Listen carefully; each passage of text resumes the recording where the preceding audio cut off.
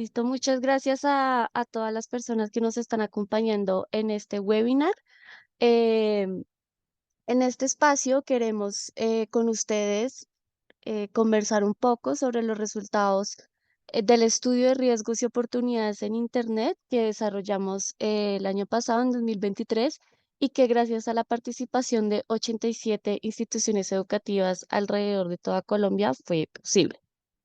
Siguiente, por favor.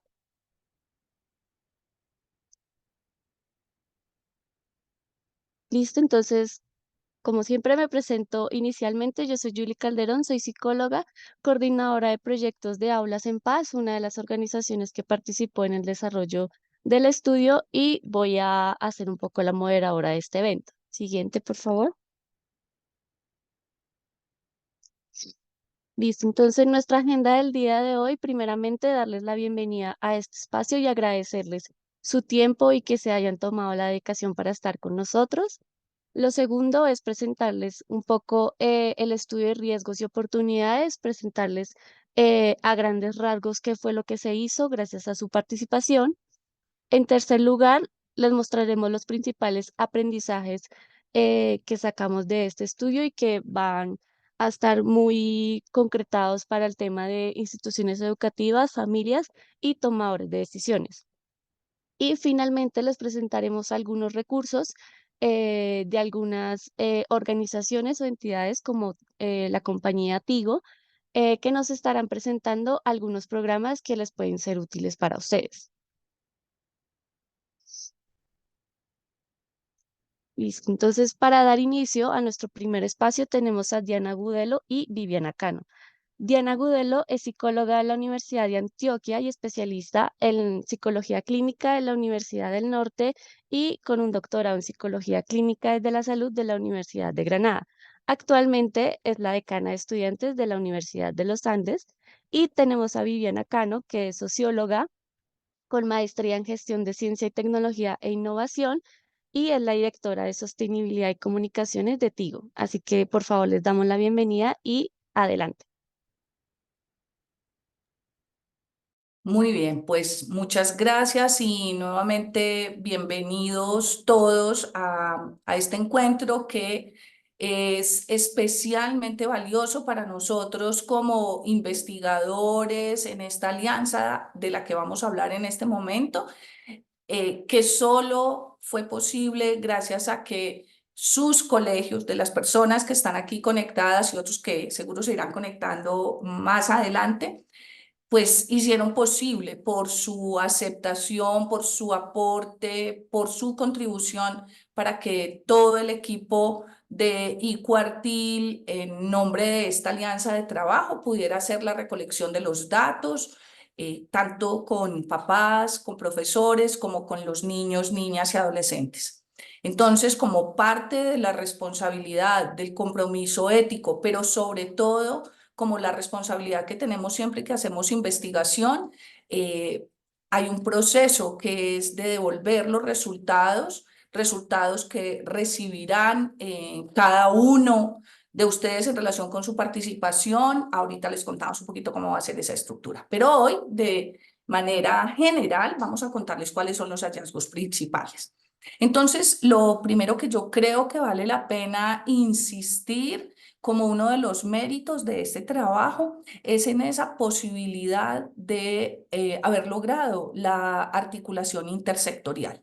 Y esto es bien valioso porque si bien es cierto, es como una de esas ideas que circulan y que parecen una obviedad, luego concretar esto en un ejercicio práctico es todo un desafío. Pues nosotros queremos contarles que hemos venido en esta alianza estratégica logrando esa colaboración y esa participación entre cuatro actores que son fundamentales y nosotros queremos atender de manera efectiva a las necesidades de un gran problema para el bienestar, un gran problema para la salud mental, pero también una tremenda oportunidad de aprendizaje y de volver también el Internet y el acceso a las nuevas tecnologías una oportunidad para el aprendizaje, para el desarrollo de competencias. Entonces, de eso es de lo que les queremos hablar en esta mañana. En esa articulación intersectorial, entonces pensamos que hay cuatro actores que son fundamentales. Voy a empezar a la derecha, que es la sociedad civil. La sociedad civil es la organización de las personas que en nuestra alianza estuvo, digamos, del lado de Aulas en Paz, una organización que lleva muchos años en el trabajo de prevención de violencias en el ámbito escolar con niños, niñas y adolescentes. Y además de hacer un trabajo de prevención de las violencias, hace un trabajo muy importante en la promoción de competencias socioemocionales que fortalezcan a los niños, a las niñas y a los adolescentes frente a los desafíos que estos momentos vitales representan. Y de manera especial para lo que corresponde a este trabajo, pues de lo que tiene que ver con su funcionamiento en los entornos digitales. Pero además de la sociedad civil, en esa alianza contamos con la participación de la industria tecnológica a través de la vinculación de Tigo, una compañía que es de su área de responsabilidad y en su compromiso con la conectividad, también trabaja y tiene un programa muy, muy interesante que seguro muchos de ustedes conocen y que vamos a poder ver también un poquito más adelante y Viviana nos va a contar. eh, un programa de apoyo, de acompañamiento, un programa educativo para proteger de manera efectiva a los niños, niñas y adolescentes en línea. Esa alianza no es posible si no contamos también con las organizaciones que toman las decisiones a todos los niveles. Y si bien es cierto, en el estudio como tal, ellos no formaron parte como aliados, sí hemos tenido los acercamientos para presentar los resultados y mostrar cómo estos datos deberían ser los que nutran las políticas públicas y nutran también los planes de manejo en relación con la prevención, sobre todo, y con la utilización adecuada de los datos para tomar decisiones informadas. Entonces, ya desde diciembre del año pasado tuvimos un primer acercamiento con el gobierno y esperamos que eso sea también parte de lo que podamos hacer simultáneamente para informar estos resultados por regiones y que esto permita, como les digo, facilitar la interacción con el sector público. Y finalmente, un articulador alrededor de esta alianza que es infaltable si hablamos de procesos de investigación es la academia. Entonces, desde la universidad tuvimos la vinculación del Departamento de Psicología, que es el departamento al que yo pertenezco, del que soy profesora, eh, y que junto con la experticia de los demás investigadores en el estudio, de Lina Saldarriaga, de Viviana Quintero, junto con todos ellos, pues logramos darle la fuerza a este trabajo que nos muestra cómo cuando trabajamos juntos nosotros podemos tener mejores resultados. Y eso es lo que de alguna manera queremos mostrarles hoy. La siguiente, por favor. Y entonces, digamos que obviamente para poder entender qué es lo que nos lleva a nosotros a llevar a llevar a cabo este estudio, hay cosas que es importante mencionar y que son de la preocupación de todos los que estamos aquí, de la preocupación de padres, de la preocupación de los colegios y tienen que ver con todos los riesgos emergentes que las personas perciben y percibimos alrededor de la vertiginosa inmersión en los entornos digitales, que yo creo que también es una preocupación que nos asiste toda vez que escenarios como la pandemia nos pusieron de frente en una inmersión rápida y total de los niños a edades que antes no estaban expuestos y que fueron necesarias porque si no, no hubiera sido posible, por ejemplo, la educación. Entonces, y dicho sea de paso, lo mencionaremos seguro más adelante, pero es importante que ustedes sepan que formaron parte del primer estudio que se hace en Latinoamérica post pandemia en el registro de información sobre los riesgos y oportunidades para los niños, niñas y adolescentes en Internet. Con lo cual, yo creo que tenemos unos datos muy valiosos que nos permiten también visionar un panorama que es muy distinto del estudio, de los estudios previos que había, donde claramente sí se evidenciaba una mayor protección de la exposición de nuestros niños a Internet a edades tan tempranas. Riesgos que nos preocupan y que son los que vamos a tener que identificar para ver con los recursos que les vamos a mostrar qué podemos hacer para mitigar el impacto de asuntos que no tenemos cómo evitar que ocurran. Por ejemplo, que el desarrollo vertiginoso de la inteligencia artificial está poniendo de manifiesto un tema que no habíamos visto antes, y es cómo ha empezado a usarse los modelos de inteligencia artificial generativa para la producción de contenido de explotación sexual en niños, niñas y adolescentes, para producir el contenido.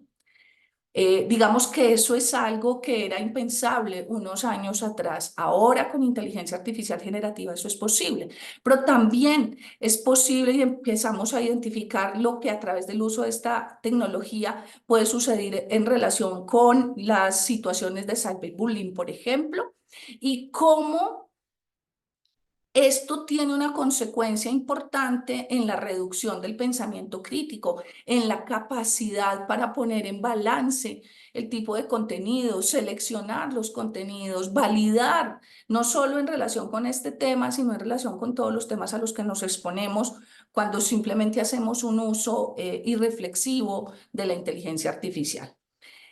Otro de los riesgos que es bien interesante es el acceso, en muchos casos poco controlado, de los niños, niñas y adolescentes a Internet. Está ampliando las posibilidades de que los chicos desarrollen materiales, por eso hablamos de material o contenido autogenerado, que son contenidos que a veces se comparten de manera no solo violenta cuando son intimidados para que esto ocurra, sino lo que es peor, compartidos de manera consensuada, ¿sí? Con pares, donde aparentemente por ser pares y por ser consensuado no habría un problema, pero el asunto es que no tenemos previsión de las consecuencias que tiene uno compartir estas imágenes en redes, uno, y dos, qué va a pasar cuando esa relación consensuada haya terminado. El riesgo siguiente es todo lo que tiene que ver con la extorsión sexual, que está referida básicamente a las condiciones donde hay chantaje, eh, media el chantaje en relación con el riesgo de que se pueda compartir justamente esas imágenes cuando la relación ya dejó de ser funcional, por ejemplo. Uno que nos preocupa mucho y que es objeto de otro estudio a lo que los invitaremos seguramente cuando tengamos los datos, es el riesgo de las transmisiones en línea, transmisiones en vivo de situaciones de abuso sexual, que además tiene la connotación de que nuestro sistema no está tipificado como tal, como un delito, y que es difícil de manejar porque hacer una transmisión en vivo pues no deja huella. Entonces no hay evidencias que permitan hacer un seguimiento a las personas que se dedican a la explotación sexual a través de este medio. Y el otro tema que nos genera alta preocupación es lo que tiene que ver con el impacto en la salud mental de los niños, niñas y adolescentes en atención a, uno, la exposición excesiva a las pantallas que limita sus posibilidades de interacción offline, que ha limitado sus posibilidades de relacionamiento social y que los pone en una situación de bajas competencias para la interacción, para la resolución de conflictos, pero también para la vida que ocurre por fuera de línea. Eh, Implicaciones sobre salud física y mental. La exposición prolongada pues aumenta las condiciones de sedentarismo, altera claramente las funciones ejecutivas, reduce el tiempo de sueño, y esto ha mostrado un impacto en los procesos de aprendizaje, en el estado de ánimo, en el funcionamiento habitual. Esos son riesgos que están debidamente documentados y que son en parte la razón y la justificación para que nos ocupemos de este tema, también y sobre todo en clave de qué es lo que podemos hacer. Este es el problema, pero nos interesa saber qué podemos hacer y de eso queremos hablar hoy con ustedes. Vivi, adelante. Gracias, Diani. Y sí, efectivamente, todo lo que nos cuentas, de alguna forma son esos motivadores para poder desarrollar un estudio de este tipo. Y bueno, eso fue lo que nos propusimos en esa articulación interinstitucional de la que venías planteando para nosotros desde Tigo. Sabemos la importancia en un programa de responsabilidad social y sobre todo lo que significa el Internet como un habilitador para el desarrollo en todo sentido, pero también los riesgos implícitos que puede tener una herramienta como esta que tú bien nos los mencionas. Entonces sabemos que poder hacer una contribución desde un uso responsable de nuestro producto pasa porque entendamos adecuadamente cuáles son esos riesgos y esas oportunidades y qué mejor acercamiento que hacerlo a través de la investigación, a través del rigor científico, que en eso ustedes nos aportan mucho y como institución académica y sociedad civil nos ayudan a que también las otras instituciones de la sociedad podamos entender las diferentes problemáticas que se presentan allí. Y entonces por eso emprendimos en conjunto este estudio, que además es un estudio con representatividad nacional, que eso creo que es muy importante dejarlo em, expuesto porque finalmente es un estudio que nos está dando información estadística veraz y confiable alrededor de lo que está pasando en riesgos y oportunidades de los niños en Internet y sobre todo lo que ha significado pospandemia, porque sabemos que pandemia dio un uso e intensificó el uso de las tecnologías en una mayor medida y esto, por supuesto, representa unos riesgos. Entonces, por eso parte de nuestros objetivos en el estudio es entender cómo pospandemia podría generó riesgos y oportunidades en Internet y esos son objetivos que abordó el estudio. También, ¿qué significan las acciones de protección de los adultos? ¿Qué significan las acciones de acompañamiento, de mediación que los adultos estamos entregando en las experiencias digitales de los niños? Este es un estudio que también nos arrojó muchísimos resultados en este sentido y sobre todo, pues explorar cómo estas acciones que estamos ejerciendo los adultos para el acompañamiento, pues efectivamente generan esa protección, potencian las oportunidades o posiblemente no, que hace parte pues como de lo que vamos a ver en los resultados. Entonces, este estudio atendió 5.700 niños y niñas que estuvieron encuestados. Hay una novedad y es porque tuvimos acercamiento con padres, madres y también con docentes. Aquí tengo que plantear de que en Colombia ya teníamos un estudio alrededor de esto, pero el que se hizo en 2017. No obstante, en ese momento no hubo abordaje para adultos, que aquí tenemos una novedad súper importante porque poder hacer este acercamiento con los adultos nos está entregando datos específicos de la participación de los adultos en este fenómeno o en este problema de uso de Internet, riesgos y oportunidades, por llamarlo de alguna forma. El muestreo fue 51% mujeres y 47% hombres, que también nos da una perspectiva de género y nos permitió pues, tener un 95% de confianza con un 2,5% de error muestral.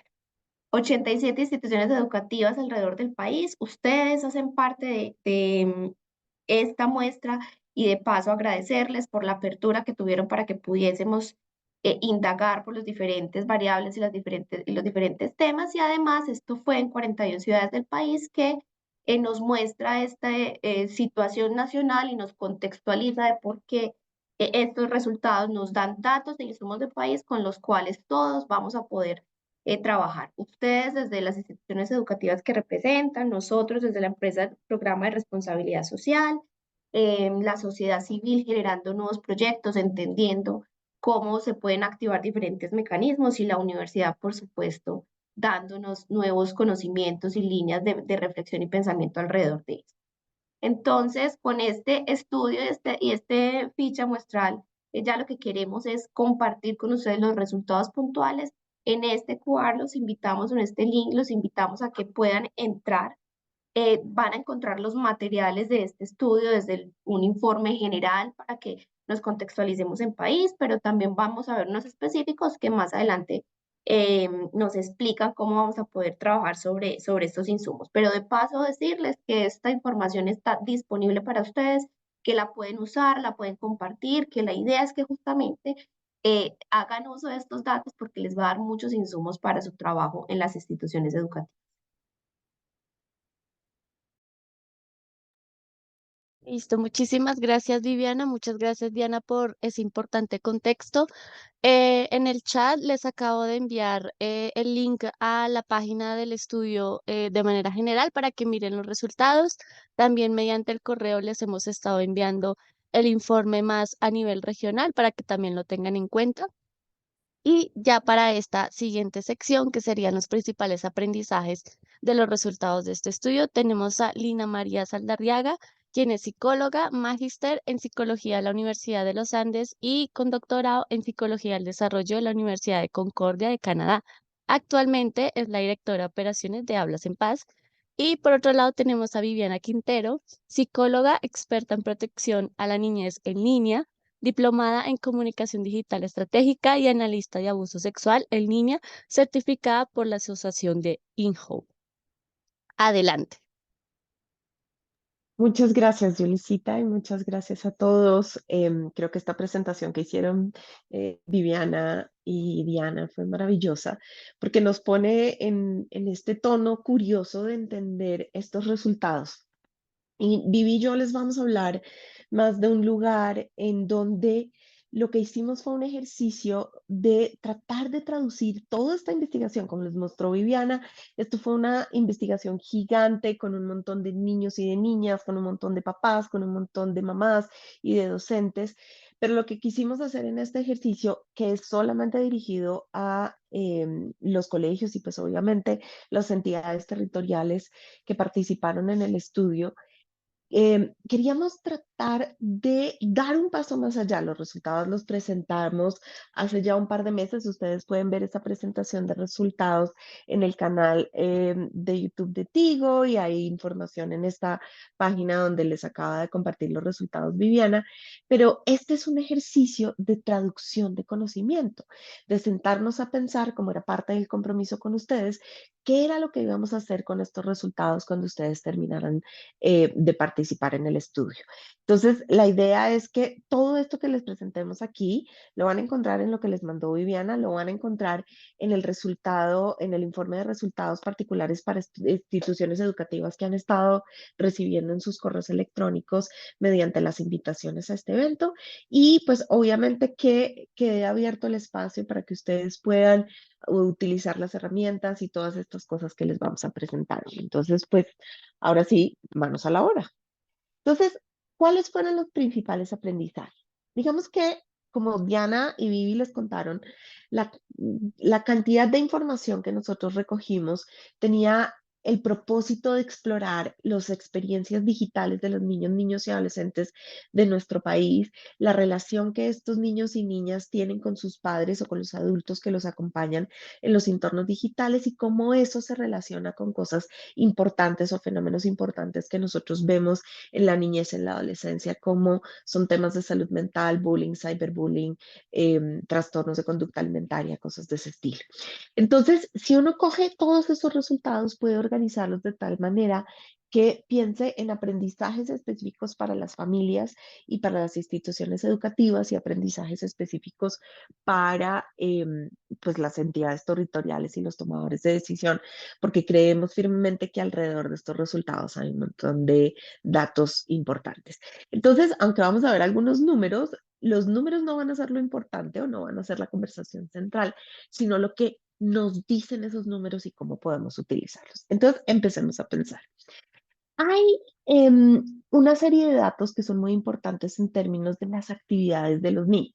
Una pregunta que teníamos todos los que estábamos involucrados en este estudio era, ¿qué estaban haciendo los niños? Y sobre todo con este énfasis que tanto Vivi como Diana nombraron de la pospandemia, para nosotros era importante saber cómo había cambiado o si había cambiado la interacción de los niños, niñas y adolescentes con los entornos digitales. Y pues obviamente comprobamos la hipótesis de que esto sí efectivamente había cambiado porque había pues una mayor exposición al uso de tecnología desde edades más tempranas, pero empezamos a darnos cuenta de cosas, perdónenme, de cosas muy importantes. Por ejemplo, no solo cómo estaban invirtiendo las niñas y los niños el tiempo fuera de línea y en línea, sino cómo estaban, por ejemplo, repartidas sus horas dependiendo de si estaban en plataformas, de si estaban haciendo tareas, de si estaban compartiendo con amigos, etcétera, etcétera. Entonces, imagínense que lo que obtuvimos aquí fue una radiografía muy, muy exacta de los comportamientos. Entonces ahí les voy a dar unas cifras y estas están tanto en la presentación como en lo que ustedes tienen de sus informes regionales, y la idea es que ustedes puedan mirar estas cifras con mucho detalle para cada una de las regiones en las que están ubicadas sus instituciones educativas. Pero si uno mira todos estos números digamos, a nivel global, hay varias cosas importantes que aprendimos. La primera es que nosotros empezamos a pensar que los niños y las niñas no tenían, o ahora mayormente tenían, actividades en línea comparada con actividades fuera en línea por el efecto de la pandemia. Y si bien es cierto que nosotros vemos que los niños y las niñas empezaron a pasar más tiempo conectados, efectivamente encontramos que había muchas actividades fuera de línea que eran importantes y que empezaban a ser como centrales dentro de su vida, como compartir tiempo con amigos, jugar, hacer tareas en la casa, etcétera, etcétera. Entonces, no es que no las haya, sí las hay, pero nos dimos cuenta de una cosa, y aquí está la primera clave para ustedes, mis queridos y queridas líderes de instituciones educativas, y es que nos dimos cuenta que las actividades tenemos que empezar a incentivarlas en función de diferentes cosas. El factor edad, y Diana nos hablaba de pensar en clave de desarrollo, es decir, no es lo mismo que un niño o una niña de 9 años tenga exposición a cierto contenido o esté pasando cierto tiempo en línea versus que uno de 16 esté pasando cierto tiempo en línea. Entonces, la diferencia de la edad, de los intereses, por ejemplo, encontramos que había niños y niñas que tenían intereses importantes en utilizar tiempo en participar en actividades comunitarias, en hacer cosas con sus familias, en, por ejemplo, si son niñas y niñas, o por ejemplo, si podían conectar eso con las actividades pedagógicas del colegio. El tener en cuenta ese tipo de criterios o hacer promover estas actividades fuera de línea en función de ese tipo de cosas funciona muy bien. Entonces aprendimos, por ejemplo, que algo que puede ser muy útil para ustedes puede ser promover interacciones sociales e interacciones al aire libre. No solamente como para sacarlos de estar conectados en el computador, sino porque ese tipo de cosas, por ejemplo, promueven actividades que les enseñan a las niñas y a los niños a resolver conflictos, a desarrollar sus habilidades sociales a través de juegos o a través de actividades de interacción de grupo con los más grandes. También encontramos una conexión muy importante entre las actividades pedagógicas y el poder hacer estas cosas fuera de línea. Entonces, por ejemplo, nos hablaban algunos docentes de la posibilidad de crear cuadernos viajeros, de crear acciones pedagógicas específicas en las cuales los niños, las niñas y los adolescentes se involucren con sus familias en convertir estos espacios en intercambio, en contar historias acerca de las familias. O, por ejemplo, lo otro que aprendimos es que en esas actividades fuera de línea todavía estamos observando una diferencia importante en el tipo de acceso y las características de las actividades que hacen los niños versus las niñas.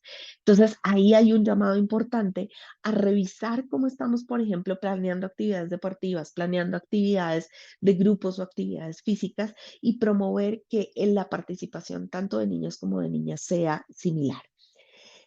Sobre el tiempo en línea también aprendimos cosas muy interesantes. Y efectivamente, los niños y las niñas de nuestro país y los adolescentes son niños y niñas que están conectados, que les gusta estar conectados, que además tienen parte de su mundo social en la interacción con los otros a través de plataformas digitales, de juegos, de espacios donde pueden compartir cosas, de lugares en Internet en donde pueden aprender a hacer tareas, lo cual tiene digamos, un potencial muy valioso. Entonces, eso lo que nos indicaba o lo que nos mostró es que si ese es el tiempo que están gastando los niños, y que efectivamente es una parte importante del tiempo que están gastando los niños en actividades en línea, pues lo que tenemos que hacer es tratar de orientar ese tiempo que pasamos en línea hacia el estar expuestos a contenido de calidad. Hay unas cosas muy interesantes, o hay unos contenidos muy interesantes en Internet para pasar tiempo juntos en familia. Por ejemplo, en estos días hablábamos con un grupo de padres y madres sobre la importancia, por ejemplo, de compartir juegos. A veces para los niños, por ejemplo, y los niños y las niñas más pequeños, no sé, plataformas como Minecraft, Roblox, cosas que son muy digamos, de la interacción cotidiana de los niños, pueden parecernos aburridas, perdónenme, a los adultos, pero si uno empieza a convertir esos espacios en, ven, yo te acompaño, ven, lo hacemos juntos, ven, construimos, ven, miramos esto cómo se hace, el contenido al que los niños y las niñas estén expuestos puede mejorar muchísimo de calidad. Y obviamente el uso de herramientas, y ya vamos a hablar con un poquito más de detalle, como los controles parentales, como las acciones de seguridad, digamos, las posibilidades de reporte, ese tipo de cosas funcionan muy bien. Y lo otro es que nos dimos cuenta del poder que tiene la mediación parental y la mediación docente, y ya Viviana nos va a hablar un poquito más de eso. Pero sabemos que para estar en línea, los niños deben, y las niñas, perdón, deben estar acompañados de los adultos y que en la medida en que van desarrollando autonomía, ese acompañamiento puede tomar diferentes formas. Pero dos, el que nosotros mismos nos demos cuenta de eso, cómo se hace, tiene un aprendizaje muy importante. El otro gran aprendizaje tenía que ver, y fíjense que hasta ahora nosotros no hemos dicho que entendimos que hay que quitar el tiempo en línea para estar más fuera de línea. Lo que entendimos es que hay que aprender a equilibrar las actividades fuera de línea y en línea. Y que, digamos, utilicemos las oportunidades de cada uno de los espacios para promover el aprendizaje. Cuando estamos fuera de línea, en promover interacciones sociales que desarrollen competencias socioemocionales en los niños. Pero cuando estamos en línea, promover ese tiempo en, por ejemplo, utilizar la tecnología para aprender. Y no necesito ser solamente docente, yo puedo hacer eso como papá o como mamá cuando estoy haciendo esta interacción con los niños. Con las niñas y los niños más pequeños, los juegos, por ejemplo, son estas maravillosas oportunidades, pero por ejemplo, con los y las adolescentes, espacios para desarrollar pensamiento crítico, mirar noticias, entender si efectivamente eso que estamos viendo, si es verdad o lo que nosotros llamamos alfabetización digital. Entonces, las competencias digitales y el establecer un balance entre nuestra vida en el mundo real, con las familias, en la interacción con otras personas y esa vida que tenemos a nivel digital va a ser una de las claves que tengamos. La otra cosa además que aprendimos, imagínense, tiene que ver con los niños y las niñas están accediendo a las plataformas, a las redes sociales. Y entonces ahí hay un problema o hay una oportunidad, dependiendo de uno cómo lo mire. Entonces, las plataformas están ahí y no queremos decir cómo las plataformas son buenas o malas o ponerle, digamos, un valor a esto, sino que hay que seguir unas recomendaciones claras porque las diferencias que hay en la capacidad de relacionarse con estos entornos digitales, dependiendo de las edades, hace toda la diferencia. Y eso está muy relacionado con la seguridad en línea.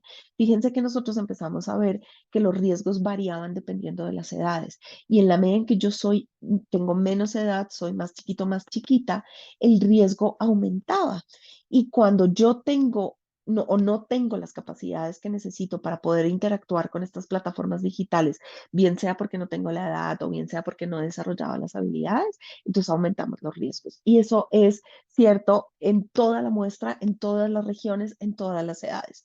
Yo necesito desarrollar esas habilidades digitales para que nosotros los adultos podamos acompañarnos. Entonces, cuando les digo soy yo niña, adolescente, pero esto implica a que nosotros los adultos debemos estar presentes en este proceso de acompañamiento con los niños. Nuestras habilidades digitales son tan importantes como el desarrollo de las habilidades digitales para poder detectar no solamente los riesgos, sino las posibilidades de un uso positivo del Internet.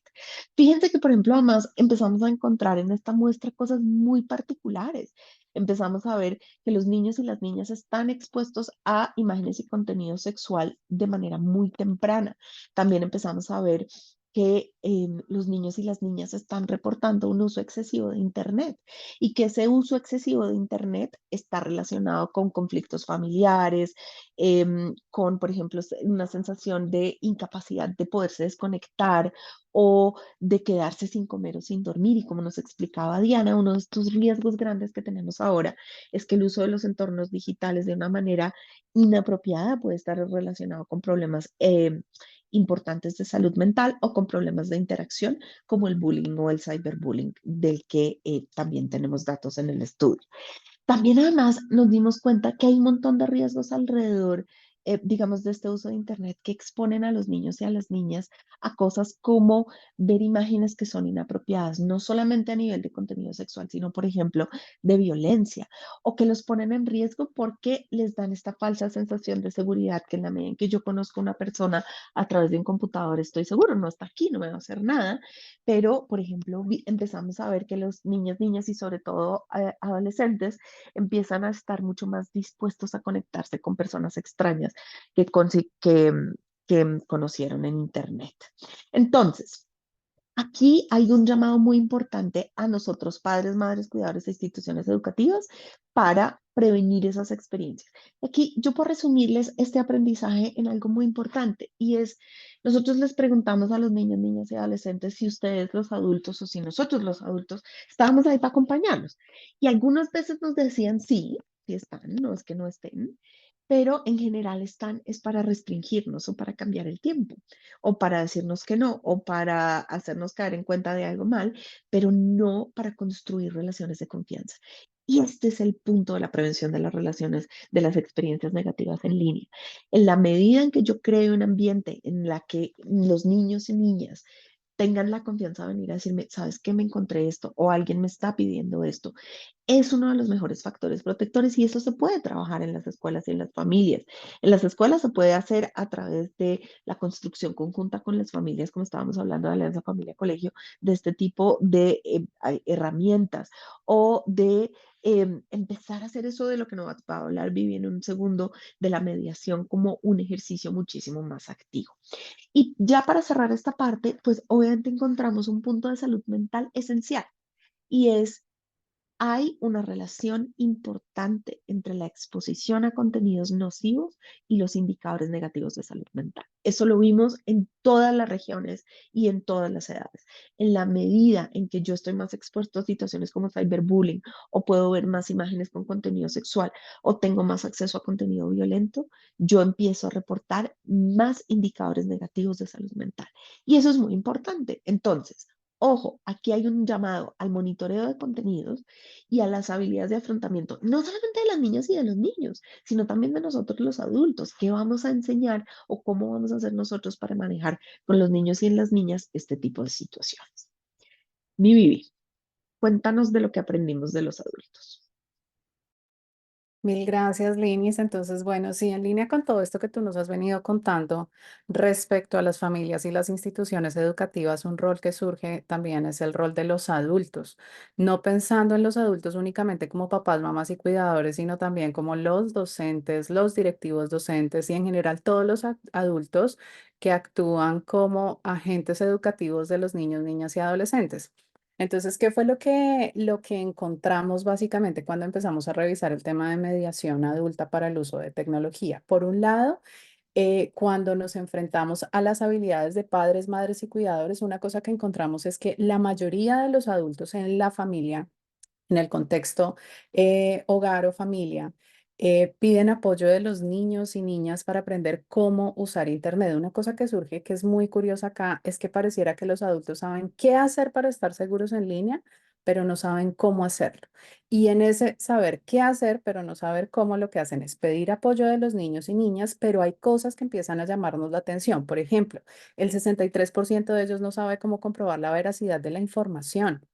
Y nosotros necesitamos que niñas, niños y adolescentes aprendan a reconocer la veracidad de la información como una de las habilidades básicas para que ellos puedan estar seguros en los espacios digitales. Entonces, esto empieza a ser como un llamado de alerta, porque además otra cosa que pasa es que tampoco tienen, digamos, el 42% de ellos no tienen la capacidad de reconocer cuando un sitio web es seguro y solo el 13% hace seguimiento a los cobros o a las compras que se hacen a través de aplicaciones. Entonces, cuando nosotros tenemos niños que están accediendo de manera tan masiva con adultos que no tienen un pleno conocimiento respecto a las principales medidas de seguridad, vamos a estar en un escenario que, como Lini lo decía hace un momento, pues puede ser más favorable hacia el riesgo. Por otro lado, con los docentes, una cosa que nos encontramos es que no usan la tecnología de una manera, digamos, consistente y ese no uso de la tecnología hace que tampoco promuevan su uso en los espacios educativos. Entonces, ¿qué es lo que nos va a pasar con esto? Si nosotros tenemos una institución educativa donde los niños pueden ir a aprender a usar tecnología, pero tenemos docentes que no son hábiles en el manejo de estas plataformas, de los dispositivos, de los diferentes espacios digitales, va a ser mucho más difícil que los niños aprendan de estos adultos. Y la escuela es el escenario propicio para que los niños aprendan usos positivos, para que refuercen esos usos positivos.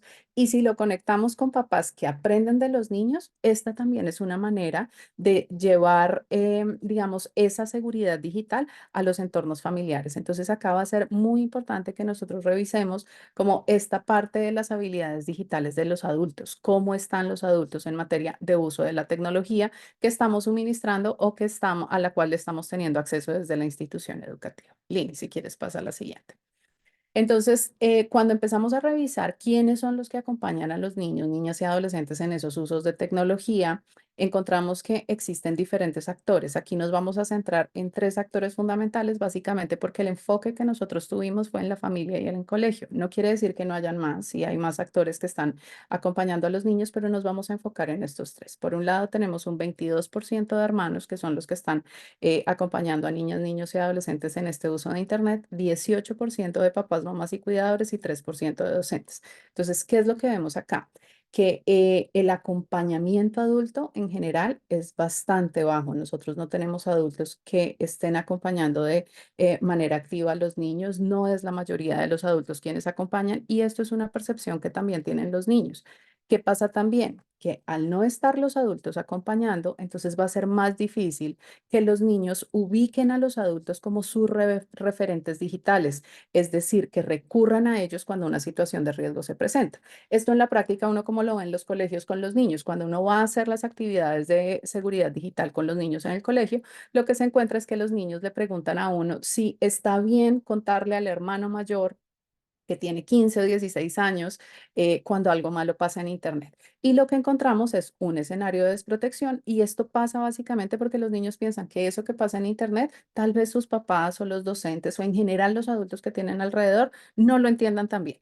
Entonces, ayudar a los adultos a tener más comprensión respecto a los riesgos va a ser otro factor clave en esta generación de entornos digitales protectores. Entonces, otro tema que vamos a tener acá es el tema de la mediación parental. Sonia Livingston, que es la experta global más importante y que más conocimiento ha desarrollado alrededor de este tema, habla de la mediación parental como todas estas estrategias y acciones que implementan los adultos en general, padres, madres, cuidadores, docentes, para poder acompañar y supervisar el uso que los niños, niñas y adolescentes hacen de Internet. Esa mediación parental va a tener 2 objetivos fundamentales. Primer objetivo, maximizar las oportunidades, ayudar a los niños a que se queden con lo mejor del Internet, a que usen lo mejor del Internet y aprovechen lo mejor del Internet.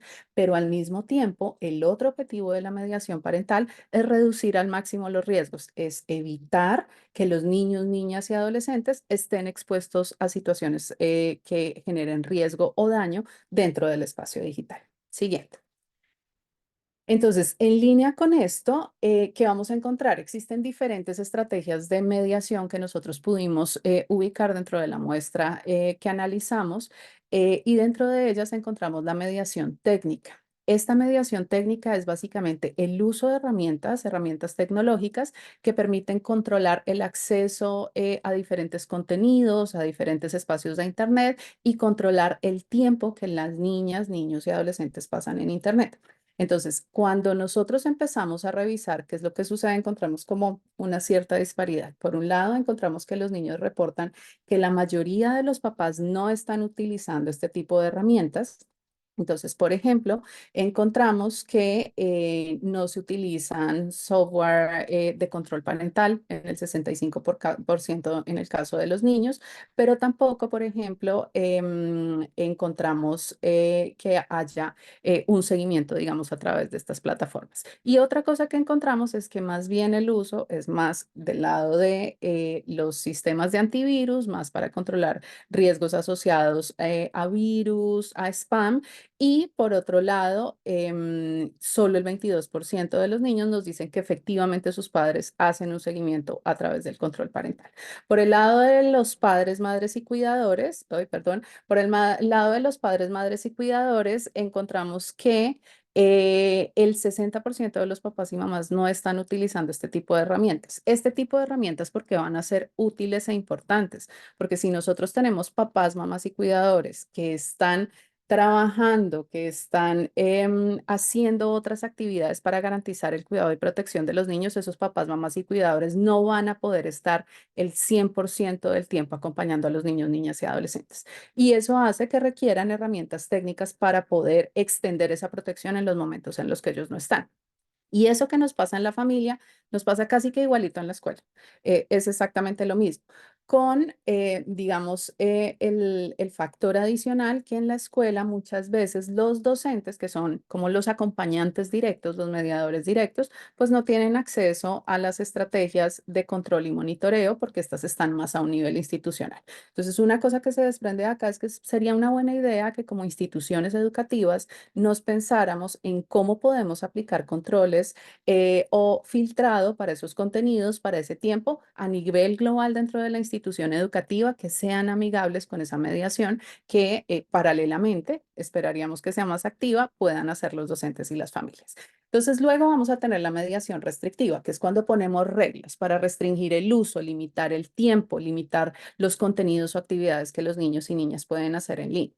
Entonces, respecto a esa mediación restrictiva, el 62% de los niños nos dicen que sus padres no están supervisando sus actividades. Y el 35% nos dicen que sus papás permiten que ellos naveguen en cualquier momento. Entonces, por un lado tenemos no hay supervisión en los contenidos y por otro lado tenemos que no hay supervisión en los tiempos. Sin embargo, tenemos un 42% de papás que sí están poniendo reglas en el uso de Internet y eso es un factor positivo y a potenciar dentro de la familia. Con respecto a los padres, madres y cuidadores, el 46% de ellos nos dicen que solo permiten a sus hijos navegación bajo supervisión. El 35% permiten que sus hijos naveguen en cualquier momento y lo declaran abiertamente, es decir, no ponen ningún tipo de límite al tiempo que los niños pasan en Internet. Y el 17% aplican la restricción estricta, es decir, no permiten que sus hijos utilicen dispositivos o plataformas. Y finalmente, de acuerdo con los docentes, lo que encontramos es que el 68% establece reglas, usualmente son reglas que ya han sido definidas en el colegio, el 58% permite que Internet se utilice para hacer tareas y el 50% no permite que se utilice ningún dispositivo mientras estamos en la escuela. Esto muchas veces porque interrumpe el aprendizaje, otras veces está más relacionado con que no se está implementando, no se está haciendo uso pedagógico de las herramientas digitales. Pasamos a la siguiente, Liz. Finalmente encontramos la mediación activa, que esta es la mediación que si ustedes me preguntan, a mí me parece la más efectiva. Esto es como insertar el control, instalarle el control parental a los niños en el cerebro y en el corazón. Esta mediación activa básicamente lo que hace es ayudar a que los niños desarrollen habilidades para estar seguros en los entornos digitales. No funciona tanto cuando son chiquitos porque como es un desarrollo de habilidad, pues necesitan que los niños puedan entrenar ese músculo, pero en el largo plazo va a ser la más efectiva. Entonces, ¿qué es lo que nosotros encontramos? Que los niños suelen recibir ayuda cuando tienen experiencias desagradables en línea. El 65% de ellos dicen, yo he recibido ayuda. Pero ¿qué pasa? Nosotros quisiéramos que esa mediación activa no se diera solo en situaciones de riesgo, sino que también se transmitiera a los escenarios de oportunidad. Y ahí lo que encontramos es que entre el 25, el 40% de los padres no están acompañando de manera sistemática a los niños. El acompañamiento que se hace o la mediación activa que se hace es súper heterogénea. A veces está, a veces no está, unos días sí, otros días no. Y esta falta de consistencia en el proceso de desarrollo de los niños no es lo más recomendable. Lo que se recomendaría sería que esa mediación activa se estuviera dando de manera consistente. Entonces, ¿qué es lo que pasa? Esa inconsistencia podría deberse a que solo el 26, perdón, por ciento de los padres conoce cómo hacer esa mediación activa. ¿Qué pasa? A veces los papás piensan que hacer esa mediación activa es súper complejo, pero cosas como las que decía Linis de, ok, me voy a sentar a jugar contigo ese videojuego, ok, ven y me muestras ese video de YouTube que estás viendo, yo quiero entender qué es lo que estás viendo. Simplemente acciones tan sencillas como esas pueden ser el inicio de una buena mediación activa. Solo el 9% afirma usar la mediación activa y el 6% hablan con sus hijos sobre los riesgos que podrían haber en Internet. Y con los docentes lo que encontramos es que el 75% de ellos explican por qué algunos contenidos son buenos o malos, algunos de ellos sugieren formas más seguras de usar Internet, pero nunca se sientan con los estudiantes mientras usan Internet. Y esto tiene una clara razón, y es que los docentes están enseñando. Si se sientan a usar Internet con sus estudiantes, dejan de hacer lo que tiene que hacer un docente. Eso nos conecta con la necesidad de tener restricciones técnicas en el uso de dispositivos, contenidos y tiempos de Internet que se hace en la escuela. ¿Listo? Pasemos a la siguiente. Entonces, ya para resumir, una cosa que surge acá es que va a ser muy importante la alfabetización digital, pero sobre todo el involucramiento de los adultos en las interacciones que niñas, niños y adolescentes tienen con la tecnología. Entonces, estos resultados básicamente lo que nos muestran es que sigue siendo necesario promover la alfabetización digital de los adultos. Nosotros pensamos que, bueno, como estos papás ya saben utilizar tecnología, como pasamos después de la cuarentena y todos aprendimos cómo se hace esto, ya no es necesario, pero sigue siendo necesario. Puede ser que la alfabetización digital que nosotros necesitemos en este momento no sea tanto a nivel técnico. Puede ser que los papás y mamás ya sepan cómo utilizar a nivel técnico, pero los datos lo que nos muestran es que las habilidades para estar seguros en línea, reconocer información verdadera de aquella que no lo es, identificar la naturaleza de la información, identificar la intencionalidad detrás de los contenidos e interacciones, todavía no ha sido desarrollada por parte de los adultos. Y eso tiene sentido porque primero aprendemos lo técnico y después aprendemos las habilidades que son más fuertes y que nos permiten estar seguros. Entonces vale la pena reforzar esa parte. Y finalmente, otra cosa que se desprende de acá es que aún existe un grupo muy importante de adultos que siguen dependiendo del conocimiento de los niños y niñas.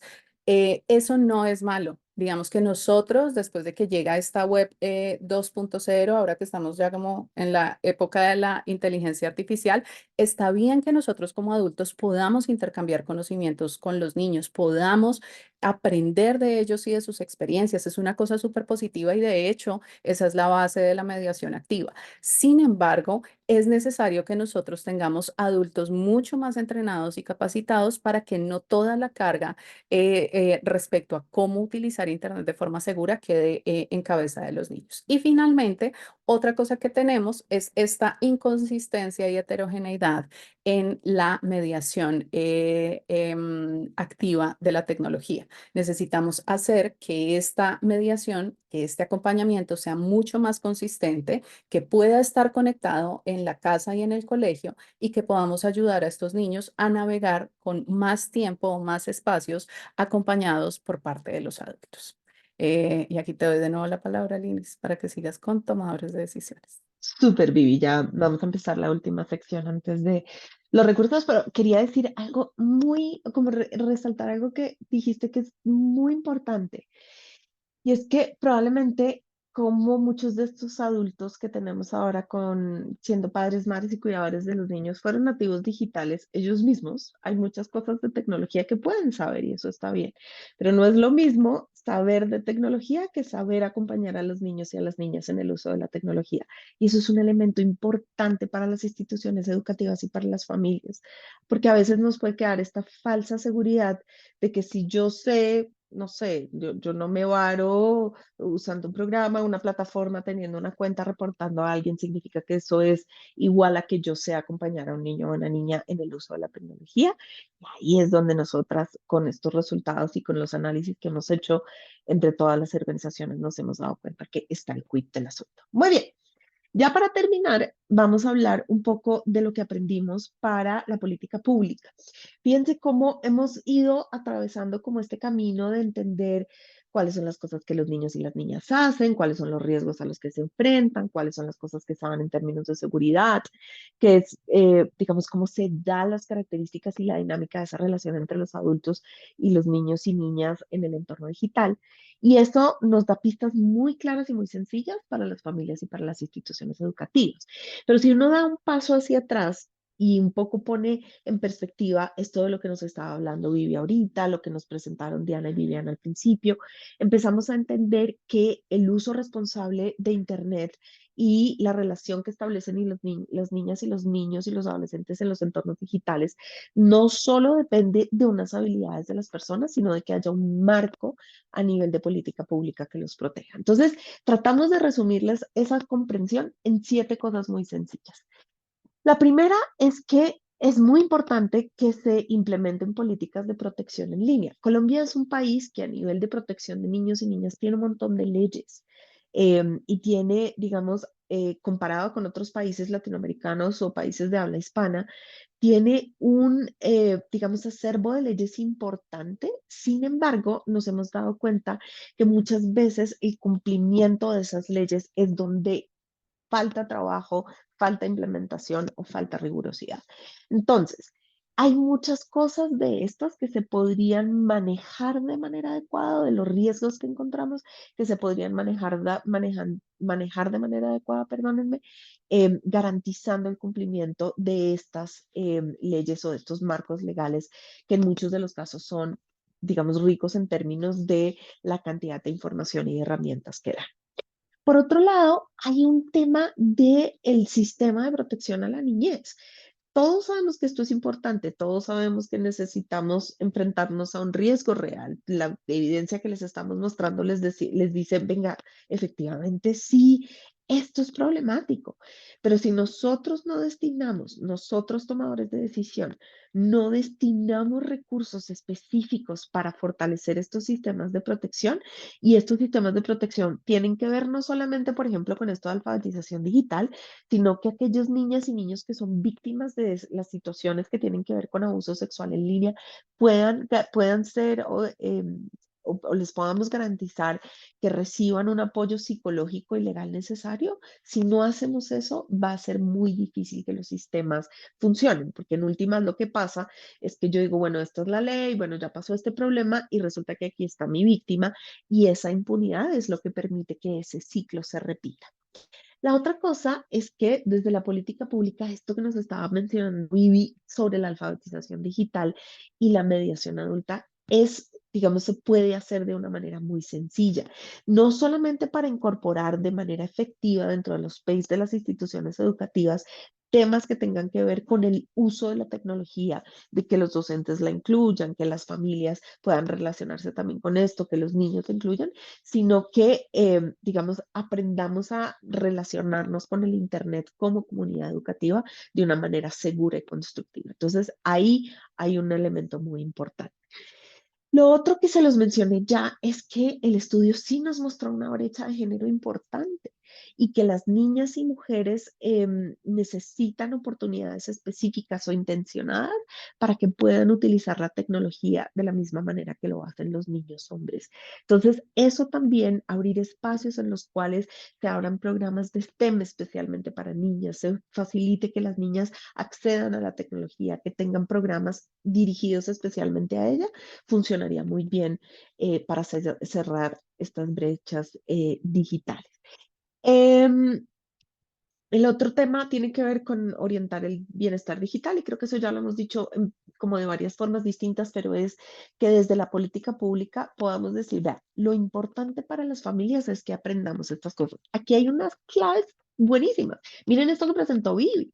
O sea, se puede generar una política pública de mediación parental si uno se pone juiciosamente a revisar estos resultados. Entonces, hay evidencia suficiente para generar directrices y esas directrices no tienen que ser traídas de otro país o de la nada, sino que esa evidencia nos dan, digamos, las líneas para hacerlo. Y finalmente,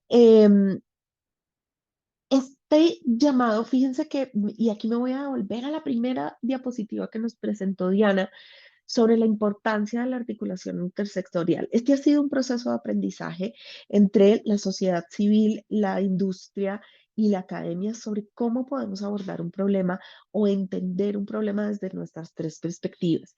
Y fíjense cómo nosotros en estas recomendaciones de política pública estamos empezando a entender que es un problema de todos, y que no solamente el problema de entender el problema como nosotros tratamos de hacerlo desde esta articulación, sino cómo abordarlo.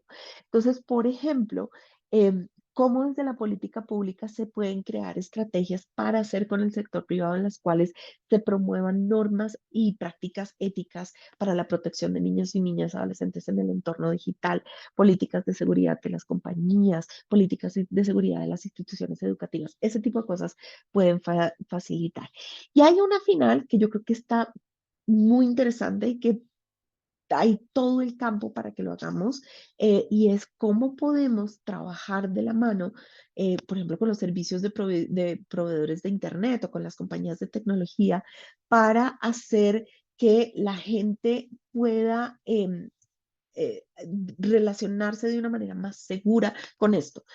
Jamás, o no, uno de los aprendizajes grandes de este estudio es que la tecnología es una herramienta muy importante, hace parte de nuestra vida social, hace parte de la vida social de los niños. Entonces, la idea no es eliminarla, no es sacar del todo esto, sino aprender a desarrollar una serie de herramientas que, por ejemplo, con innovaciones tecnológicas que se pueden hacer con la empresa privada, promuevan un uso seguro de Internet y garanticen la protección de niños, niñas y adolescentes en el entorno digital. Muchas gracias. Julicita. Muchísimas gracias, Lina y Viviana, por su participación. Les recordamos que les enviaremos la grabación de este evento en unas semanas para que lo tengan también presente y de pronto si no alcanzaron a notar algo en particular, que lo puedan nuevamente revisar en la grabación. Listo, entonces por favor, seguimos con el siguiente segmento de este espacio y les presentaremos algunos recursos que consideramos que les pueden ser útiles para ustedes como instituciones educativas y que también puedan compartir con padres, madres y cuidadores de sus colegios y en general con toda la comunidad educativa. Entonces, como primer recurso, va a pasar Viviana Cano explicándonos un poco del programa Contigo Conectados. Adelante, Viviana. Gracias, Julie. Gracias, Lina y Vivi. Creo que la presentación de estos resultados nos ayudan a entender muchísimo más cómo podemos participar en la protección de los niños en línea.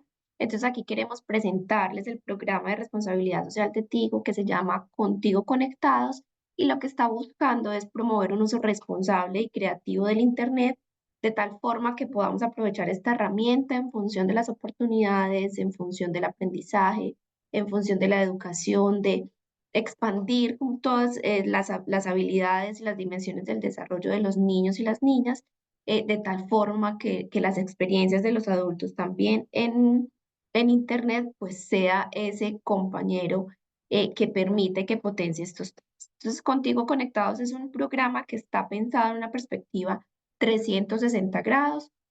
Lo que nos ha mostrado el estudio nos dice que necesitamos un acompañamiento en todos los niveles, en los niños en sí mismos, pero también en sus padres, también en sus docentes e incluso en los adultos mayores o los abuelos que se convierten en cuidadores y mediadores y que están acompañando o protegiendo a los niños en algún momento de sus etapas. Entonces, por eso, este es un programa que desarrolla actividades educativas, actividades de entrenamiento para cerrar las brechas digitales, para ayudar a los padres a reconocer cuáles son esas habilidades que requieren en el uso del Internet, lo mismo los docentes de cómo pueden incorporar la tecnología en las actividades de enseñanza, aprendizaje, cómo el Internet se convierte en un aliado y una forma de aproximación a los niños y de lograr que la experiencia educativa integre estas herramientas y que no tengamos esos espacios en los que los niños usan la tecnología solos y los docentes están en su actividad pedagógica tradicional, donde justamente estas herramientas lo permiten es tejer estos puentes. Entonces, están nuestras actividades para maestros que se llaman maestros conectados, en donde les ayudamos a cerrar todas estas brechas. Y adicionalmente está pensado en función de promover tres grandes ejes estratégicos. La mediación proactiva, que ya nos contaba Vivi, la importancia de estar activos en las experiencias digitales, en interesarnos, en reconocer cuáles son las intencionalidades, los contenidos, los comportamientos. Entonces, cada una de las actividades que desarrolla el programa involucra acciones de mediación proactiva, genera capacidades alrededor de la mediación para que aprendamos en el día a día cómo podemos hacer efectivo este acompañamiento. Esta es una propuesta que ofrece Comos, es una propuesta que da ejemplos, que ayuda a poder incorporar cada uno de estos elementos. También trabajar en las competencias digitales y en la innovación social como ese ejercicio donde podemos encontrar soluciones cuando hablamos de las situaciones, cuando preguntamos frente a esta situación de riesgo, qué otras prácticas tú has incorporado, y lo más importante es que podamos contextualizarlo en función de las necesidades de cada familia, en función de la manera como los niños y las niñas están utilizando el Internet.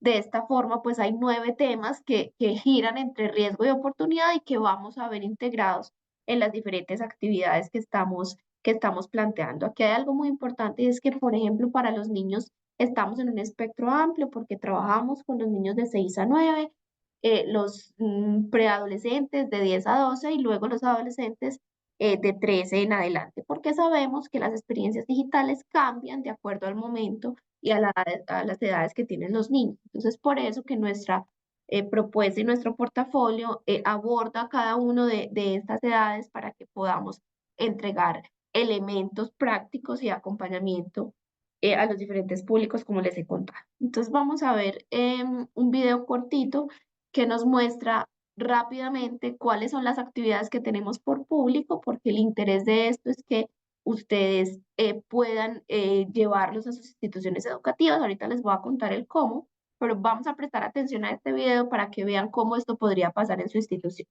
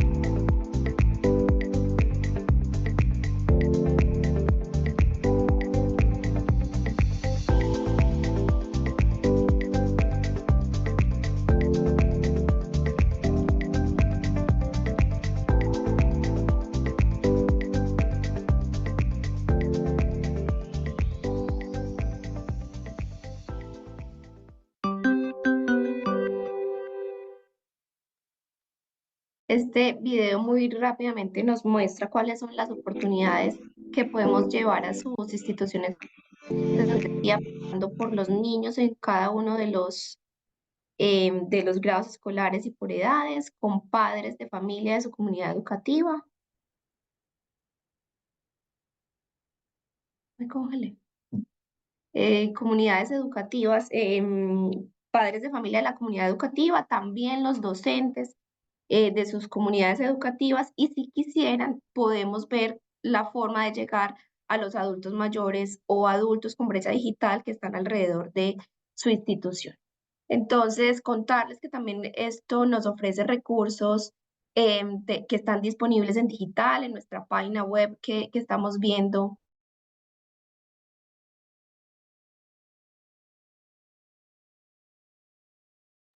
Se nos congeló Vivi. Sí.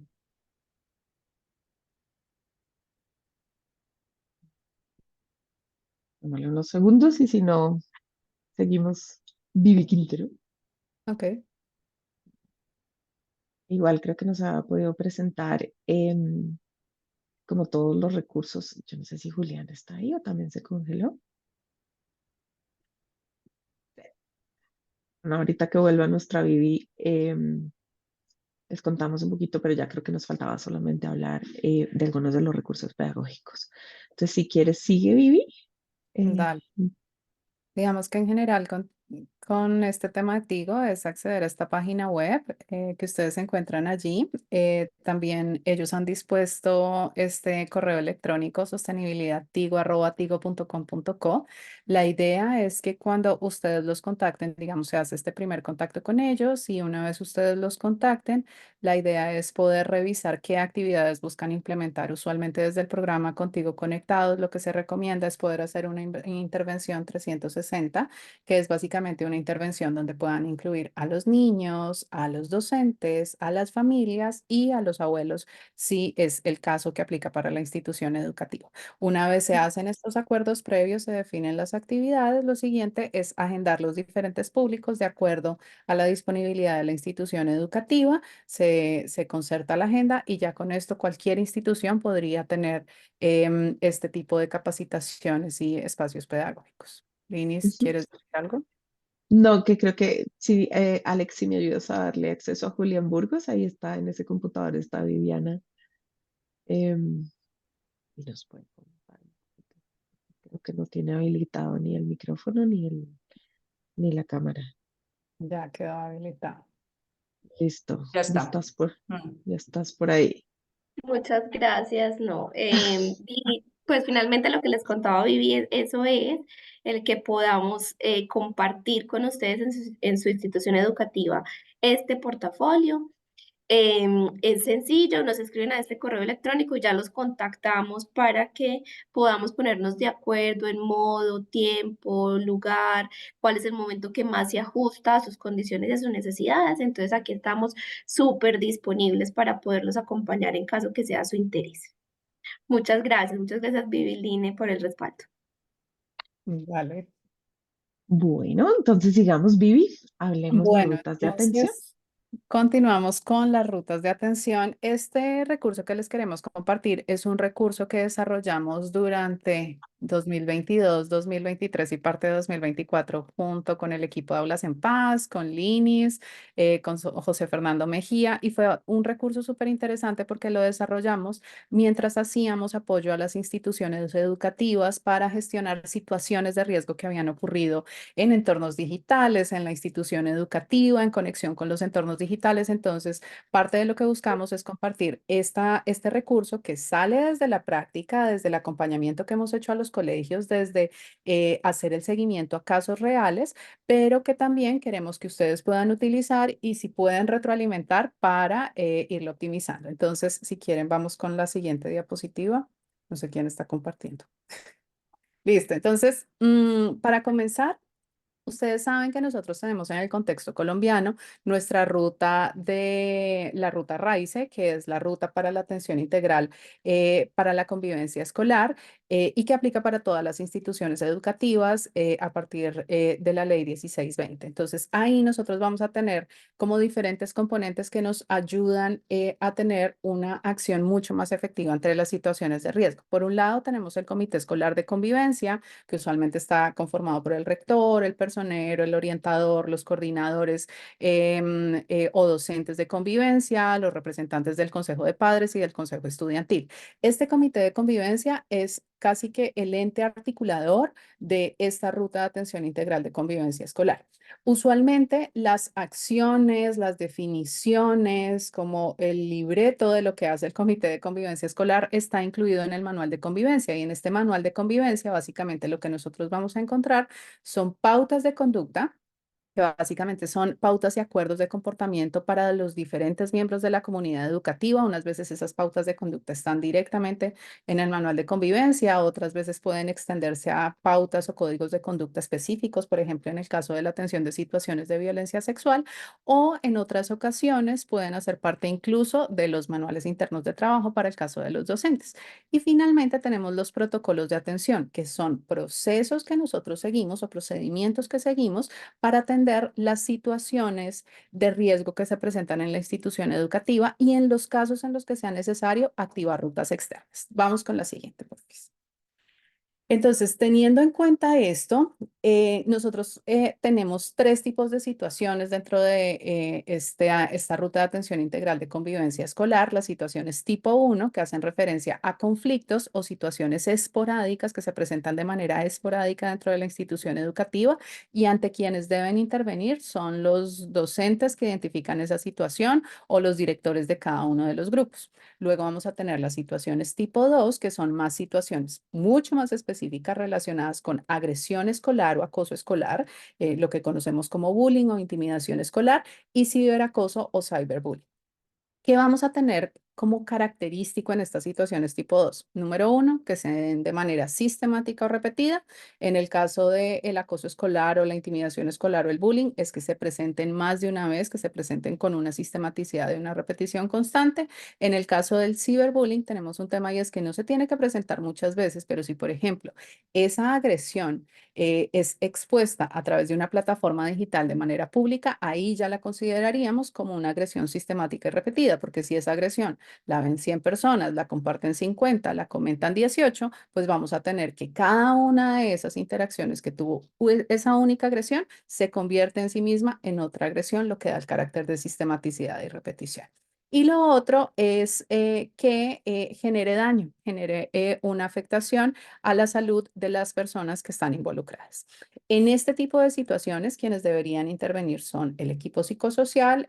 Algunos colegios, por ejemplo, tienen líder de protección, que es la persona encargada de garantizar la protección de los niños, niñas y adolescentes dentro del colegio, y el rector o el comité escolar de convivencia, dependiendo de cada una de las acciones que se deban implementar. Luego, en tercer lugar, vamos a tener las situaciones tipo 3, que son las situaciones constitutivas de presuntos delitos, que pueden ser delitos contemplados, por ejemplo, en el tema de los delitos digitales, delitos contra la salud sexual y reproductiva, los derechos humanos sexuales y reproductivos o delitos en general. Entonces, cualquier situación que sea constitutiva de un presunto delito va a ser una situación tipo 3 y quienes atienden estas situaciones son el rector o el líder de protección, dependiendo del protocolo interno del colegio, el comité escolar de convivencia y el equipo psicosocial de la institución educativa. Vamos con la siguiente, por favor.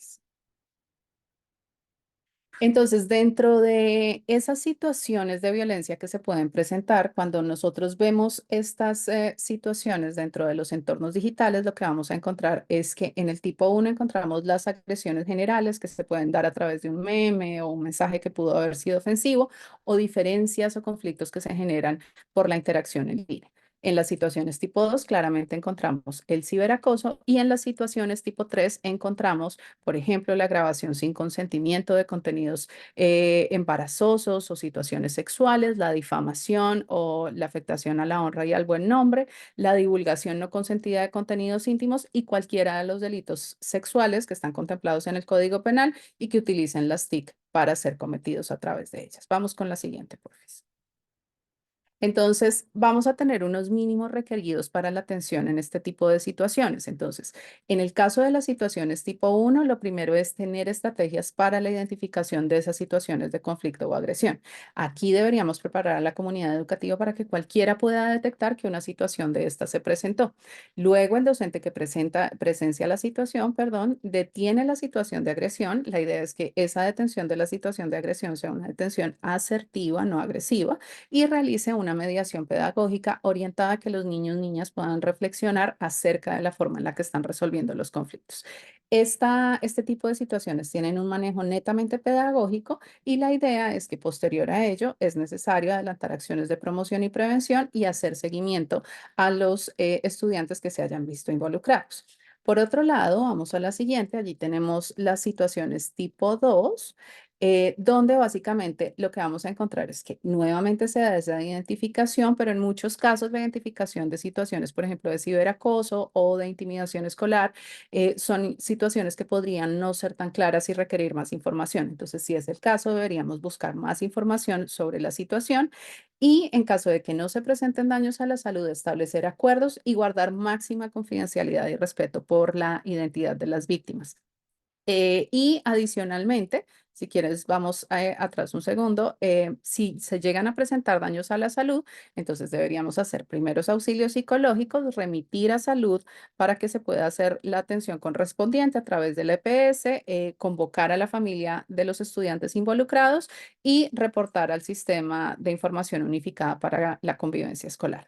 En el seguimiento es importante evaluar si hay otros niños que pudieran estar en riesgo y realizar el seguimiento a las víctimas. Y ya para el caso de las situaciones tipo 3, nuevamente la detección y la atención funcionarían de maneras similares. Acá debemos obtener más información si llega a ser necesario, hacer los primeros auxilios psicológicos y en esa derivación algo que va a ser importante es que siempre deberíamos derivar a 3 puntos. El primero es salud para garantizar la integridad de los niños que se han visto involucrados. El segundo es protección para garantizar los derechos de estos niños y el tercero va a ser justicia.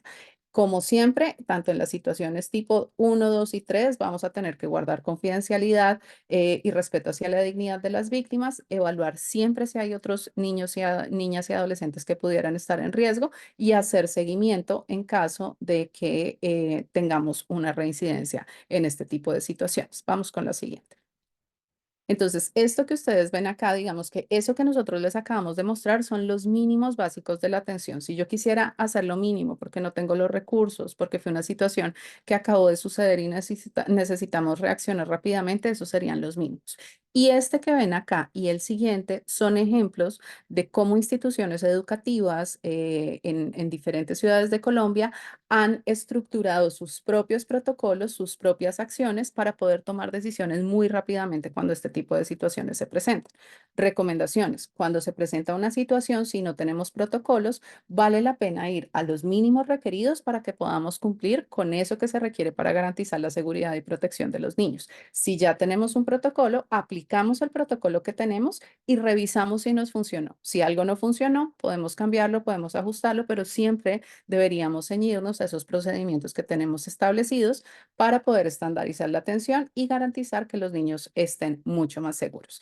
Ya con esto quiero simplemente dejarles esta diapositiva de recomendaciones para la atención en materia de salud, en materia de protección y en materia de justicia, donde pueden encontrar la atención para uno de estos casos. Si quieren, pueden tomarle un pantallazo a esta diapositiva. Y ya con esto cierro esta parte de la presentación y le doy la palabra a María Paula, que nos va a presentar la guía para padres de TikTok. Muchas gracias, Vivi. Y muchas gracias pues a Lina, a Diana, las dos Vivis también. Mucho gusto, me presento, mi nombre es María Paula Ruge, yo soy la gerente nacional del Centro Internacional para Niños Desaparecidos y Explotados. Es una ONG internacional que trabaja precisamente para fortalecer las capacidades de los diferentes, digamos, personas y sectores para prevenir el abuso y la explotación sexual específicamente o especialmente también en el entorno digital. Muy de la mano con lo que venía diciendo Vivi, con lo que también nos compartió la otra Vivi, suena muy chistoso, la otra Vivi y Lina, pues nosotros también tenemos un enfoque muy integral cuando hablamos de protección de niñas, niños y adolescentes en el entorno digital. Parte de lo que nosotros venimos trabajando y lo que les quiero compartir el día de hoy es una guía reconociendo que TikTok se ha convertido en una de las plataformas más importantes de uso de adolescentes y de jóvenes, pues nosotros como padres, madres y tutores tenemos que aprender a manejar, a navegar de manera responsable y acompañar a los adolescentes y a los jóvenes cuando están navegando a través de esto.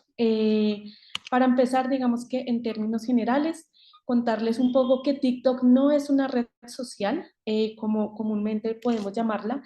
TikTok es una plataforma de entretenimiento y la idea de TikTok es poder conectar personas con contenidos y con entretenimiento.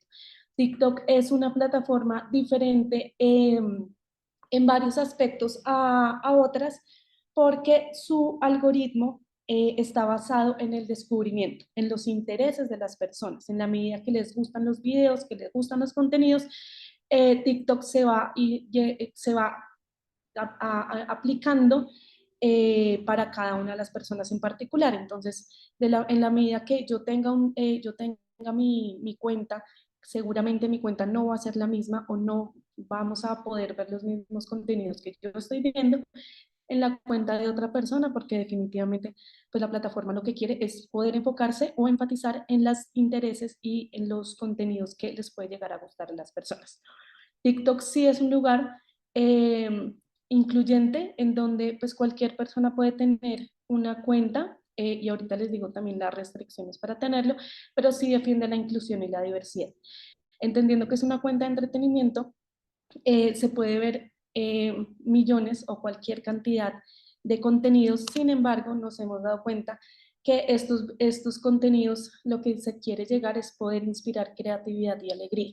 Y también también nos hemos dado cuenta que los intereses han venido variando y no solamente es para entretener a las personas, sino que la plataforma se ha venido transformando en un lugar en donde las personas también pueden aprender, crear, construir a través de la creatividad y la imaginación. TikTok se ha convertido también en un espacio para que las personas tengan intereses sobre contenidos de educación, sobre contenidos de deporte, de comedia, de ciencia, de cultura, de cine, de diferentes temas, porque como son videos cortos, también las personas, digamos que se enganchan muchísimo más en que la información que pueden recoger de todos estos intereses y de los contenidos que pueden llegar a tener. Teniendo en cuenta, pues, lo que veníamos hablando, que en términos de corresponsabilidad, tanto la familia como la sociedad y el Estado tienen que desarrollar medidas para proteger a niñas, niños y adolescentes. TikTok también tiene unas herramientas muy fuertes en términos de seguridad. Y estas medidas de seguridad lo que quiere es principalmente proteger a los usuarios que navegan o a los usuarios que utilizan TikTok como tal. En la medida de esto, existen o TikTok tiene unas normas de la comunidad que son básicamente las reglas o los estándares que aplican para todos los contenidos y todos los usuarios de la plataforma. Estas normas de la comunidad sí o sí tienen que ser aprobadas y aceptadas por todos los usuarios que quieran utilizar la plataforma, que quieran tener una cuenta y que quieran publicar contenidos.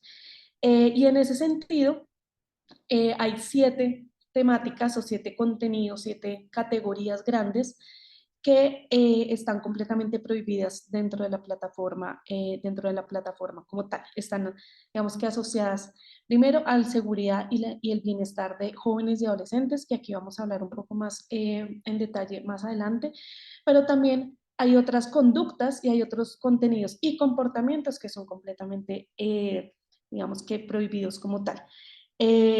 Asociados, por ejemplo, a la desinformación, a medios o contenidos editados o generados por medio de inteligencia artificial.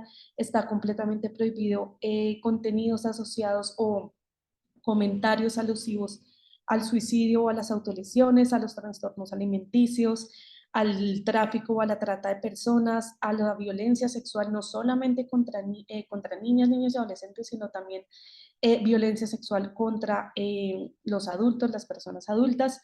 Está, por ejemplo, también prohibido los contenidos de insinuación sexual o de actividades o servicios sexuales.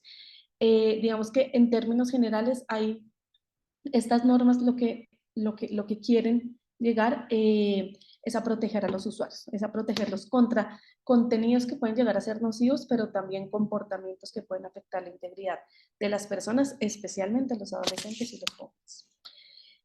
Dentro de estas normas, bueno, adicional a estas normas, desde TikTok también se han venido desarrollando recursos adicionales porque se reconoce que efectivamente pueden existir contenidos que puedan llegar a afectar la integridad o afectar la salud mental de los usuarios como tal.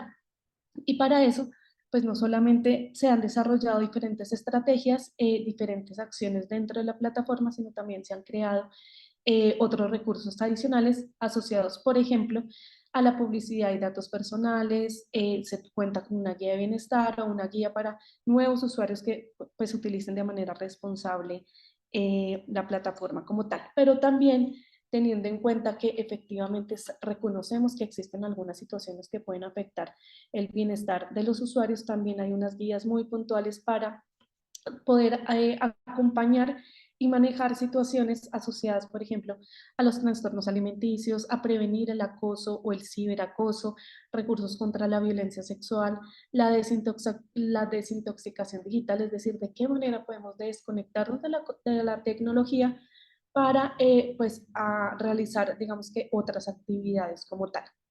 Desafíos en línea y pues también ¿no? Desde TikTok están muy comprometidos para la prevención de la desinformación asociada pues, a las elecciones o estos momentos electorales que todos los países pues, tienen como tal. Una de las cosas muy importantes que nosotros nos hemos dado cuenta es, y creo que también los adultos, las instituciones educativas, los padres, las madres se han dado cuenta, es que se han vuelto ya muy cotidianos estos retos que nosotros llamamos como los retos virales o los retos en donde una persona realiza alguna actividad, comparte el contenido y luego pues esto se vuelve como una bola de nieve en donde pues muchas personas empiezan a desarrollar. Sin embargo, como hay retos buenos en donde se puede fomentar la creatividad, en donde se puede fomentar la interacción, en donde se puede fomentar la diversidad, también hay otros retos en donde puede llegar a afectar, digamos que la integridad, no solamente física, sino mental de una persona.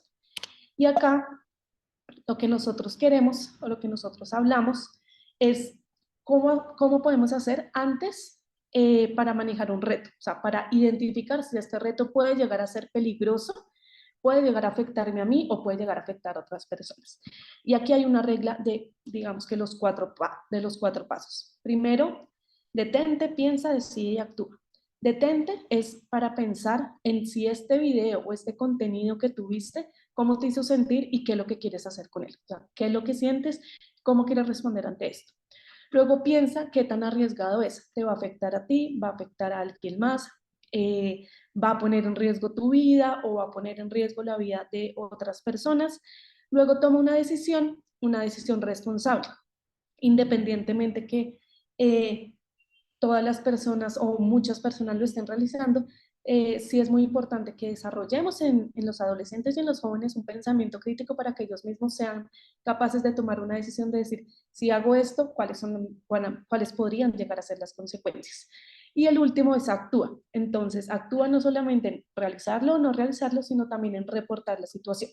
Si tú ves, o si el adolescente o el joven, o nosotros como adultos vemos que un reto puede llegar a estar afectando, intimidando, agrediendo a un adolescente o a un niño o también a una persona adulta, actúa y es reportar aquellos retos peligrosos o engañosos y no compartirlos, porque compartiendo la información lo que hacemos es estar fomentando y estar ampliando el alcance a donde puede llegar pues, estos contenidos y estos retos. Entonces es muy importante que nosotros fomentemos estos 4 pasos cuando estamos hablando de un contenido que puede llegar a ser peligroso y nocivo. Detente, piensa, decide y actúa. Ahora bien, dentro de la plataforma también se pueden denunciar los videos. Como decía Vivi, existen unas rutas de atención, pero también las mismas plataformas, y aquí principalmente hablando de TikTok, tienen herramientas técnicas para poder reportar un contenido que esté infringiendo las normas de la comunidad o pueda llegar a ser inadecuado o inapropiado para adolescentes y jóvenes. Y cómo denunciar un video básicamente a través de la plataforma es muy fácil. Sencillamente se mantiene sostenida se mantiene espichado como con el dedo el video que queremos reportar y ahí aparece una partecita en donde te dice denunciar el video y ahí te solicita, digamos que seguir una cierta clase de pasos para mirar por qué lo estás reportando, por qué lo estás denunciando, de tal manera que esta información le llegue al equipo de seguridad de TikTok para que ellos hagan un análisis de la información para revisar si efectivamente está infringiendo o no las normas de la comunidad y poder ya sea desmontar o bajar el contenido y en caso que esté infringiendo las normas de la comunidad, pues poder bloquear o eliminar la cuenta del usuario que lo estaba subiendo. Ahora, dentro de estas grandes, digamos que herramientas de seguridad que tiene TikTok, nosotros nos unimos con ellos para poder desarrollar una guía para padres, madres y tutores, de tal manera que ellos puedan acompañar de una manera responsable a los adolescentes y los jóvenes que están haciendo uso de la plataforma. ¿Qué es lo más importante que nosotros como adultos tenemos que tener en cuenta? Y es que TikTok es una plataforma para personas mayores de 13 años, es decir, una niña o un niño que tenga menos de 13 años y cuente con una cuenta, quiere decir que esta persona al momento de crear la cuenta, pues dio información falsa para poderlo, pues para poder crear, digamos, el usuario y crear la cuenta como tal. Que es muy importante que la plataforma cuenta con políticas restrictivas respecto a la edad. Cualquier persona puede denunciar alguna cuenta que considere que está siendo utilizada por un adolescente menor de 13 años. También se cuenta con prácticas de moderación para las personas menores de 18 años con ciertas características muy puntuales de las cuentas que lo que nos va a permitir es poder fomentar y asegurar que estas cuentas o estos usuarios tengan una seguridad y una privacidad mucho más fuerte. Y adicionalmente, pues eliminarán las cuentas que no cumplan con las restricciones de edad. Por ejemplo, nos hacen a veces muchas preguntas en que sí puede que un adolescente o una niña o un niño diga mentiras al momento de crear la cuenta, pero es acá cuando nosotros como adultos tenemos que mirar pues qué es lo que estamos haciendo o de qué manera los vamos a acompañar para hacerles entender que la plataforma, teniendo en cuenta las características y los contenidos, pues no es apropiada para menores de 13 años. Y adicionalmente, también contarles un poco que al momento de crear la cuenta, cuando la persona va a utilizar los datos, va a registrar los datos, pone la edad. En dado caso que ponga una edad menor de 13 años, la misma plataforma lo va a bloquear y no va a tener una segunda oportunidad para, digamos que, subir la edad o subir el rango para poderla volver a crear, sino ya prácticamente la plataforma queda bloqueada, de tal manera pues que ahí también es, digamos que, otro mecanismo para proteger a niñas y niños de los contenidos que puedan llegar a encontrar.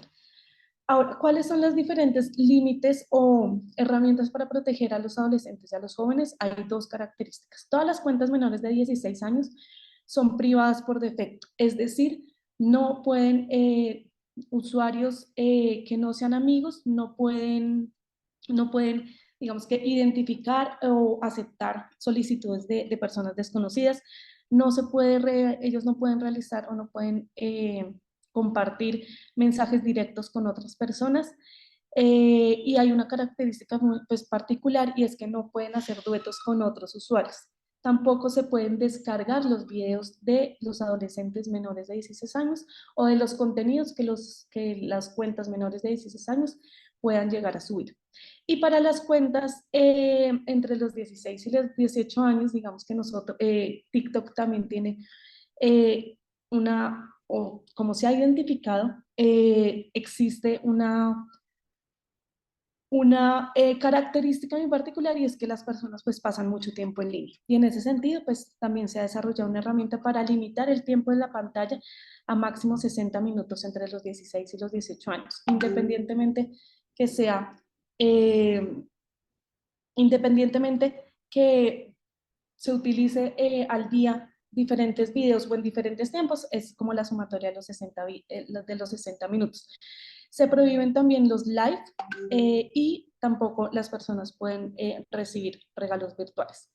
Ahora, este es un recurso educativo para brindar información sobre cómo guiar a jóvenes y adolescentes a mantener una seguridad en la plataforma. Dentro de la guía hay un checklist para que se acompañe a adolescentes, para que se acompañe a configurar las características y a mantener o propiciar, digamos, una mayor privacidad para estas cuentas. Y algo para terminar, que dentro de la guía pueden encontrar, es un tema de sincronización familiar. Es como unos pasos en donde tú tienes como adulto o como padre, madre o tutor una cuenta de TikTok y tú la puedes linkear o la puedes enlazar con la cuenta de TikTok de tu adolescente o de tu joven, de tal manera que puedan llegar a establecer límites. Siempre, siempre es muy importante que esta sincronización familiar se realice junto con el adolescente o junto con el joven, de tal manera y tal como lo mencionaban antes, porque existe una mediación en donde se tiene que llegar a acuerdos, no solamente es y llegar a imponer el tiempo o los contenidos, sino llegar a acuerdos con los adolescentes y con los jóvenes de tal manera que también nosotros nos convirtamos en sus adultos de confianza en la medida para poderlos pues acompañar en dado caso que se llegue a presentar alguna situación. Entonces, aquí les dejo el link o el QR para que puedan descargar la guía. Es una guía muy práctica, es una guía que tiene muchísimas más herramientas. Está abierto para todas las personas a nivel nacional y pues realmente fue una construcción muy en conjunto, muy alineados y siempre buscando la seguridad y fortalecer, digamos que las habilidades de adolescentes y jóvenes cuando están navegando en Internet. Ya para finalizar, les dejo este video que es muy corto, que es una de las estrategias que desde TikTok también fomentan y que pues está, digamos que en la plataforma como tal. Wake up in the morning, light is not even noon, and we are already tired. Oh, human dear, we were not born to screw with us. We wanna have fun. All times just to wanna have fun.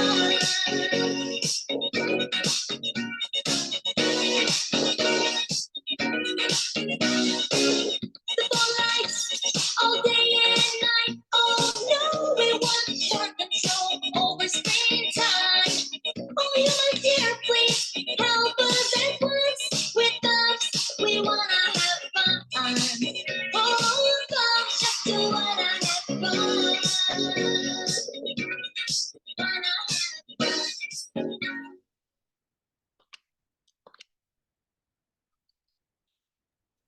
Muchas gracias, Mapi. Muchísimas gracias. Muchas gracias. Bueno, pues se nos ha acabado el tiempo. Muchas gracias de verdad a todos por estar aquí, los que estuvieron conectados con nosotros y los que eventualmente van a poder ver este material cuando esté colgado en la página y podamos enviarlo a todas las instituciones educativas. Ha sido un gran y valioso ejercicio poder traducir este conocimiento a cosas concretas que pueden utilizar las instituciones educativas. Gracias a Diana, a Vivi, a Julián, a Julie, a María Paula y a todo el equipo de Tigo, de la Universidad de los Andes, de Aulas en Paz y del ICMEC por este espacio tan maravilloso. Muy buena mañana para todos y que estén muy bien. Muchas gracias, que estén bien, feliz día. Buen día a todos, gracias. Gracias.